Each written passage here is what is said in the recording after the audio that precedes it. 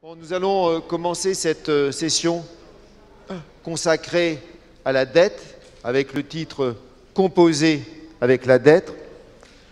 Je vais donner d'abord la parole à Jean-Paul Paulin, professeur à l'Université d'Orléans. Ensuite, je prendrai la parole pour à peu près aussi 10 minutes. Et puis ensuite, je donnerai la parole aux intervenants, à nos partenaires. Je crois qu'il y a 5 partenaires qui sont inscrits. Et ensuite, je donnerai la parole à la salle. Tout ceci pour 1 heure. Alors c'est parti, Jean-Paul, tu as la parole. Merci. Bonjour à toutes et à tous. La dette dont je vais parler, c'est essentiellement la dette publique et essentiellement la dette publique française. Alors, ça ne veut pas dire d'ailleurs que la dette des entreprises n'est pas importante. Je veux dire le poids de cette dette.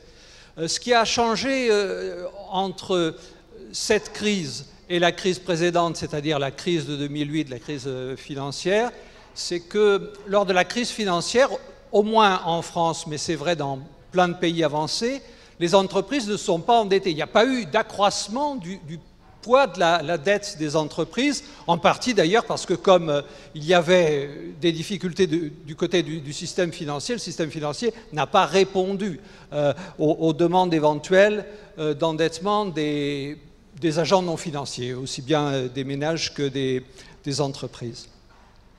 Donc certainement la question de la dette des entreprises est importante, mais il faut bien admettre qu'aujourd'hui, ce qui nous préoccupe, c'est la dette publique. Entre 2007 et 2010, il y a eu, dans l'ensemble d'ailleurs des pays industrialisés, une augmentation de plus de 20% du taux d'endettement public. En France, c'était de l'ordre de 20% et des poussières. Et donc, on va se rajouter une deuxième couche de 20% d'endettement. Ça veut dire qu'en moins de 20 ans, la dette publique va augmenter de quelques 40% par rapport au PIB. Donc, c'est évidemment considérable et on peut se demander jusqu'où on peut s'arrêter sans avoir un problème d'insolvabilité des États et de l'État français en particulier, ce qui revient à causer ce qu'on appelle la soutenabilité de la dette publique.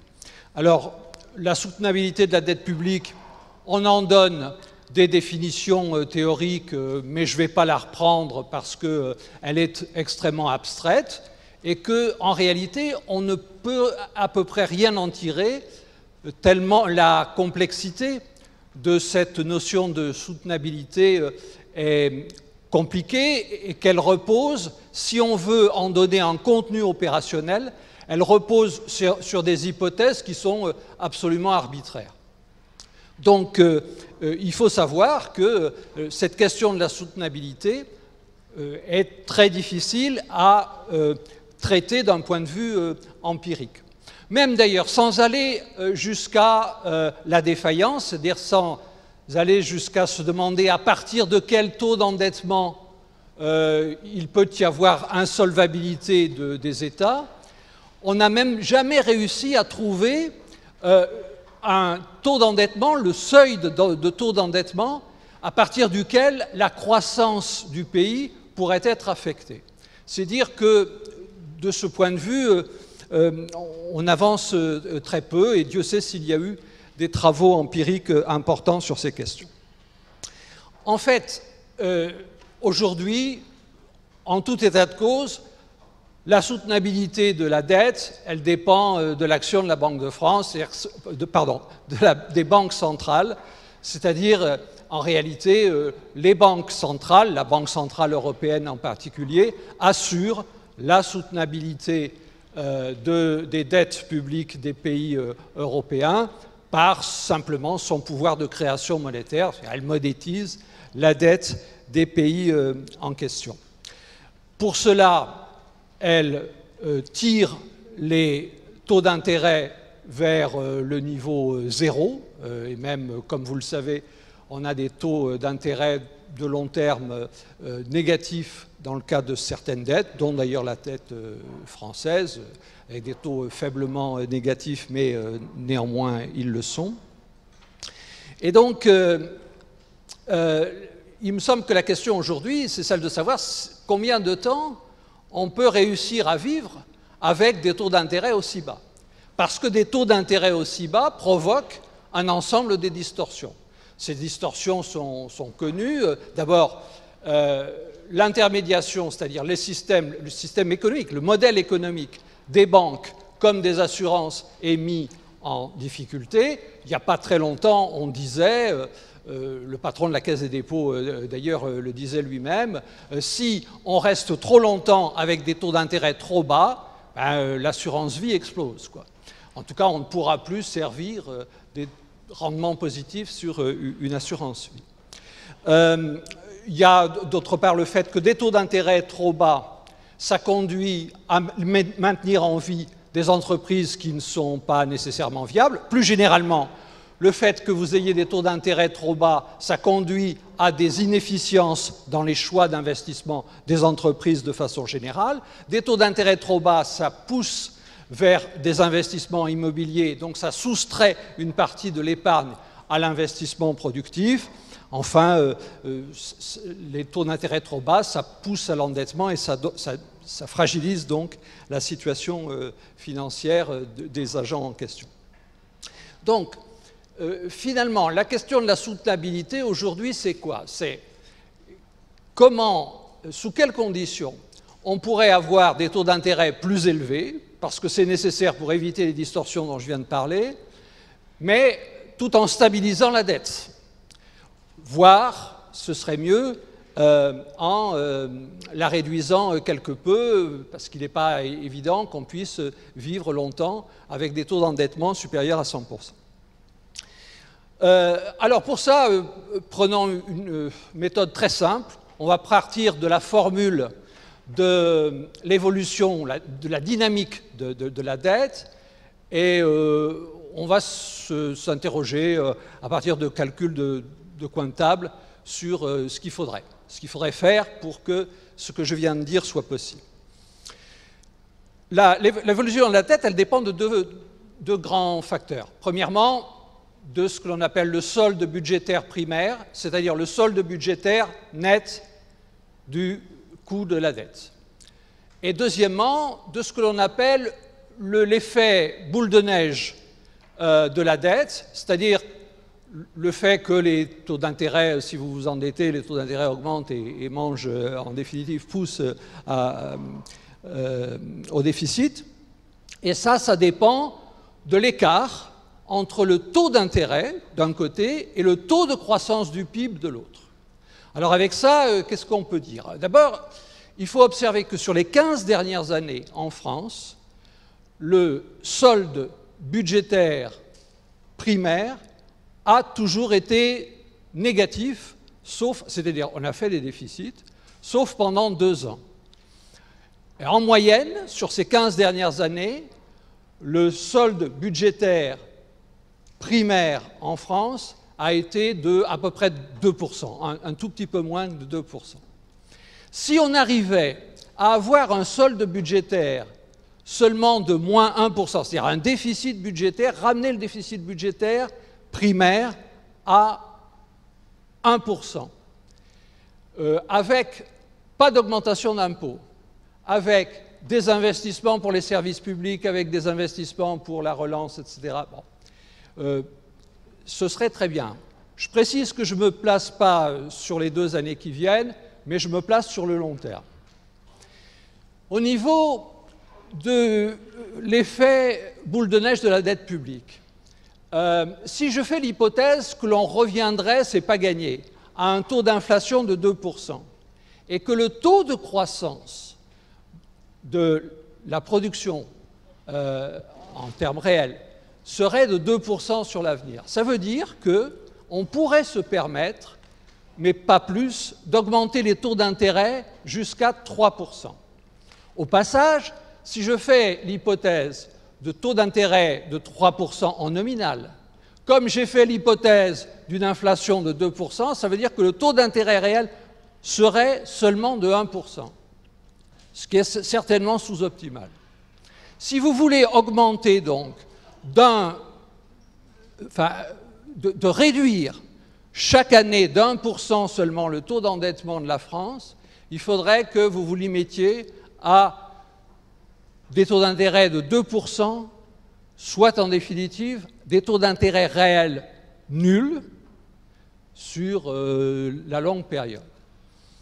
Donc, ceci montre l'étendue du problème, de la difficulté.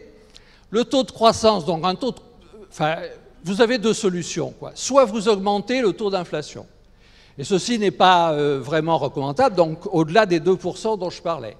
Ça sera très difficile à faire comprendre à certains de nos partenaires, et en tout état de cause, ce n'est pas une bonne idée, parce que si vous maintenez un taux d'inflation supérieur à 2% pendant un certain temps, les taux d'intérêt vont effectivement fatalement augmenter, et donc vous rattraperez de ce fait ce que vous gagnez, vous perdrez ce que vous gagnez par l'inflation. Donc la vraie solution, c'est une croissance forte, plus forte que les 2% dont j'ai fait l'hypothèse, et pour ça, il y a dans le taux d'inflation deux choses. Il y a la croissance de la productivité.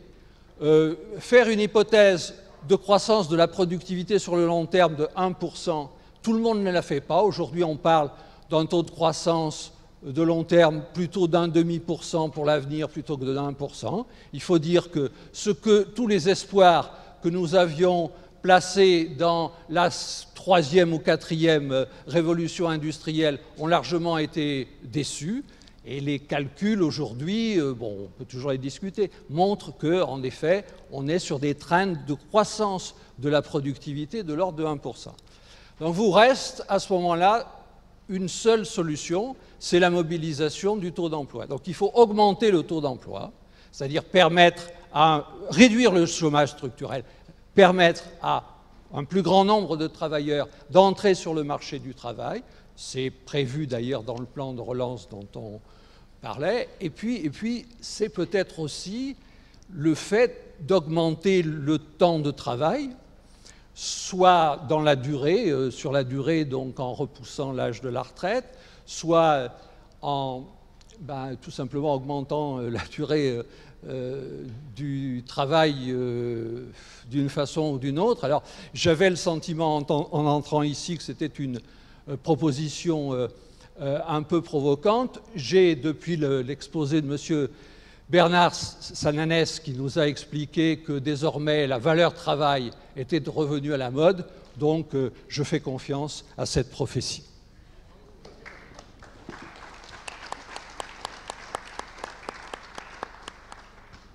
Bien, merci Jean-Paul pour ce beau cadrage. Donc je suis Alain Tranois, je suis professeur à l'école d'économie d'Aix-Marseille, donc je suis un peu le régional de l'étape. Et je vais compléter ces propos par des points de vue peut-être un peu plus empiriques. D'abord, pour dire quelques mots aussi de la dette privée, de la dette des particuliers, de la dette des entreprises, pour dire que, s'agissant de la dette des particuliers, donc les particuliers sont endettés, donc aux dernières statistiques de la Banque de France, à hauteur de 62% du PIB, ce qui place la France dans une position intermédiaire entre les pays anglo-saxons, où les ménages sont traditionnellement plus endettés, 100% du PIB aux États-Unis, 80% en Grande-Bretagne, et les autres pays de la zone euro qui sont autour de 50%. Bon.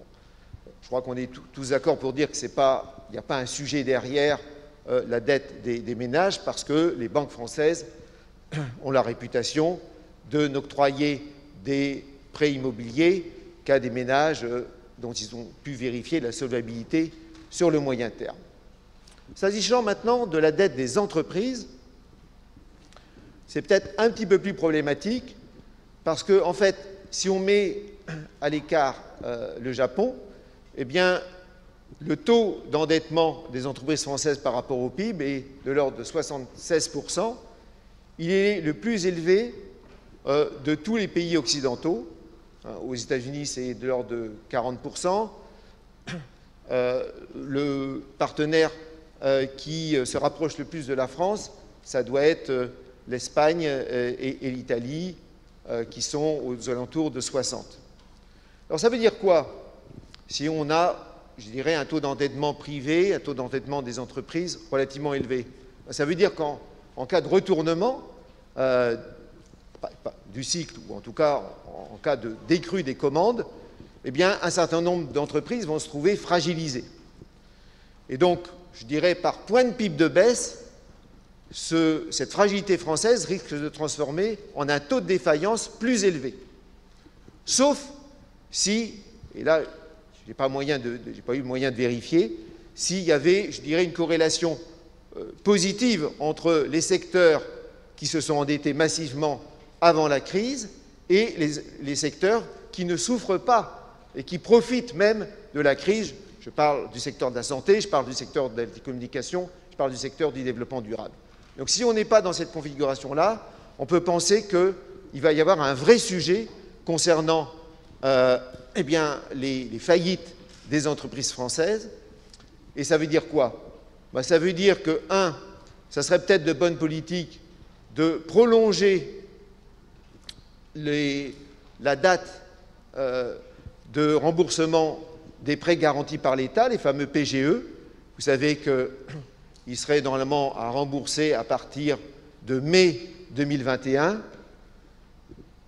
Moi, je préconise le fait qu'aux conditions initiales, qui étaient très très favorables, on repousse le remboursement des PGE aux conditions initiales au-delà de 2021, vers décembre, etc. Puis deuxièmement, ça veut dire qu'il va y avoir un sujet également de restructuration des entreprises, parce qu'un certain nombre d'entreprises vont faire faillite, un certain nombre d'entreprises vont être en difficulté et vont devoir être rachetées. Et donc, il y a un vrai sujet.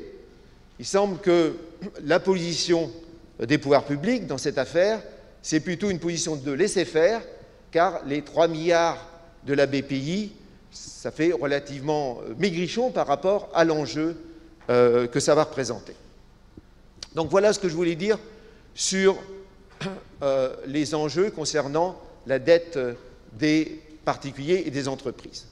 S'agissant de la dette des pouvoirs publics, sur lequel est intervenu donc Jean-Paul, donc d'abord peut-être un petit éclairage historique pour dire que la France n'a pas fait défaut sur sa dette depuis 1797, depuis la période des assignats, et ce n'est pas le cas de l'Allemagne, par exemple, qui a fait plusieurs fois défaut sur sa dette, et donc ça veut dire qu'il y a un historique important de confiance des investisseurs dans la parole de l'État français. Et cette parole est adossée à une capacité, je dirais, d'extraire des impôts, d'extraire de l'argent à travers le fisc, qui est reconnu. Il y a un professionnalisme, je dirais, de toute l'administration des finances, de l'administration des impôts, qui est reconnu et qui fait que, eh bien, on n'est pas du tout dans la même situation que, je dirais, le trésor italien, voire le trésor grec. Donc il y a cette historique. Maintenant, quand on regarde un peu le montant, le niveau de la dette, donc Jean-Paul a dit, on était aux alentours de 100% avant la crise. D'après les chiffres même de Bercy, on va atteindre 120.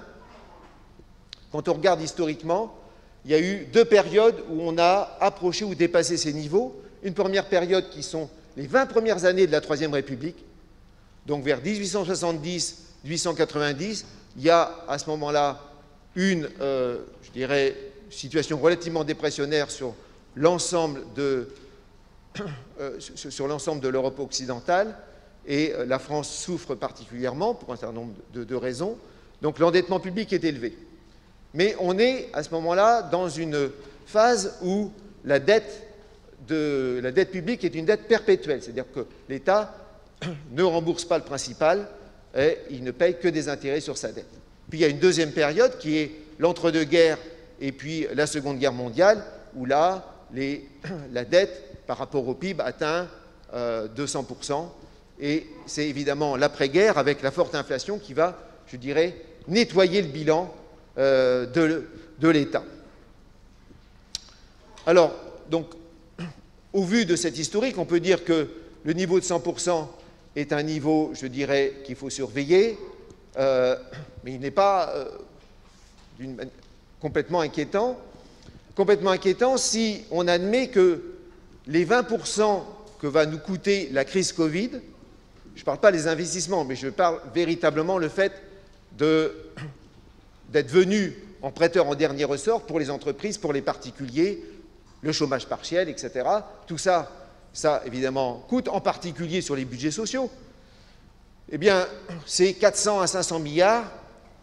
Si on pouvait la transformer en dette perpétuelle auprès de la Banque Centrale Européenne, auprès de la BCE, ça serait une belle idée. Et c'est une idée qui est faisable, tout simplement parce que la Banque Centrale Européenne détient déjà 20% de la dette française. Et donc, si on ne le proclame pas, parce que peut-être qu'il y a des débats idéologiques importants qu'on voudrait peut-être éviter, mais si on fait rouler, si la Banque Centrale Européenne fait rouler la dette et détient 20% tout le temps de la dette perpétuelle française et ne demande pas, quelque part, fait en sorte que le remboursement soit repoussé ad vitam aeternam, on aura, je dirais, une solution où la vraie dette sur les marchés restera aux alentours de 100%. Alors, c'est pour ça que le niveau, moi, ne m'inquiète pas tant que ça. Par contre, la pente m'inquiète plus. Et il y a deux éléments d'inquiétude, je dirais, pour l'après-crise. La première, c'est que lorsqu'on garde le niveau de déficit en 2019, il était relativement modéré, 2,1%. Il était de 3%, mais il y avait la transformation du CICE en allègement de charges qui avait gonflé sur une année de 0,9 points. Mais si on regarde les décisions qui ont été prises par le gouvernement actuel a, à la fois du côté dépenses et des recettes fiscales, pris un certain nombre de décisions qui semblent pérennes et qui vont augmenter et qui ne sont pas financées, je dirais, à moyen terme, c'est-à-dire au-delà des 2 ou 3 prochaines années, et qui vont creuser le déficit structurel au moins d'1,5 point de PIB, et donc qui va nous porter, je dirais, en supposant qu'on puisse effacer d'un trait de plume toutes les dettes liées à la crise Covid, va mathématiquement nous mettre à un déficit, je dirais, vers 3,5%. Alors ces mesures, vous les connaissez, vous, entrepreneurs. Vous avez la baisse du taux d'IS qui va être ramenée normalement en 2025 en 2022 à 25%. Vous avez la baisse des impôts de production de 10 milliards. Vous avez, pour les ménages relativement aisés, les 20% les plus aisés, vous avez la baisse, la suppression de la taxe d'habitation. Tout ça, ça représente déjà pratiquement 20 milliards, plus les dépenses de rémunération du personnel de santé, la revalorisation du personnel de santé, plus la revalorisation des maîtres de conférences et des professeurs à l'université. Et oui. Et évidemment, ce n'est pas un professeur en plus d'économie qu'on va demander de condamner cette augmentation, je dirais, des rémunérations. Mais tout ça, ça rajoute un paquet de 7 à 8 milliards. Donc on arrive facilement à 25-30 milliards de plus de dépenses, en tout cas d'écart entre les recettes et les dépenses qui ne sont pas financées. Donc ça, c'est un sujet d'inquiétude, parce qu'on augmente le déficit, je dirais, structurel hors conjoncture. Puis la deuxième, et je vais finir par là, la deuxième élément d'inquiétude, c'est qu'on peut dire bravo à l'État qui s'est endetté, bravo à l'État qui a joué le pompier de dernier ressort, qui a joué le banquier de dernier ressort vis-à-vis du secteur privé. C'était ce qu'il fallait faire. Mais ça peut donner l'impression que finalement, quand on a besoin d'argent, on en trouve en France. Et donc, le débat de 2022, la façon dont il va s'engager sur l'état de nos finances publiques m'inquiète considérablement. Parce que le président sortant sera en mauvaise situation pour aller donner des leçons en matière, je dirais, de finances publiques. Et donc, ça pourra donner l'impression, les discours, je dirais, plus ou moins populistes, qui diront, ben oui, il y a de l'argent, quand on veut en trouver, en 2007, on est allé sauver les entreprises, on est allé sauver les banques, là, on a sauvé les entreprises, eh bien, l'argent, il y en a, alors il pourrait y avoir de l'argent aussi pour autre chose. Or, n'oublions pas, le niveau des dépenses publiques en France est le plus élevé avec le Danemark de tous les pays de l'OCDE, on est à 56%. Même si on ne peut pas le démontrer théoriquement, empiriquement, il semble bien que ça soit un petit peu un plafond, parce que ça correspond aussi à des recettes fiscales par rapport au PIB qui sont de l'ordre de 46-47%. Et donc, à un moment donné, il faudra que la société française se dise, oui, il va falloir qu'au lieu de dire qu'on veut dépenser plus par rapport au PIB, il va falloir faire des choix. Alors, c'est peut-être plus de dépenses sociales pour certains, c'est peut-être plus d'investissements pour d'autres, etc. Mais il faut qu'il y ait ce débat dans une sorte d'enveloppe de points par rapport au PIB. Et pour l'instant, je ne vois pas la société française, je dirais, converger vers ce consensus en disant, oui, on a un problème de choix politique en termes de ventilation, on n'est pas d'accord, mais globalement sur le montant, on est d'accord pour s'arrêter à ce montant-là. Donc, c'est un élément d'inquiétude parce que, à terme, ça crée une fragilité sur, je dirais, les conditions dans lesquelles notre dette pourrait rester soutenable à long terme.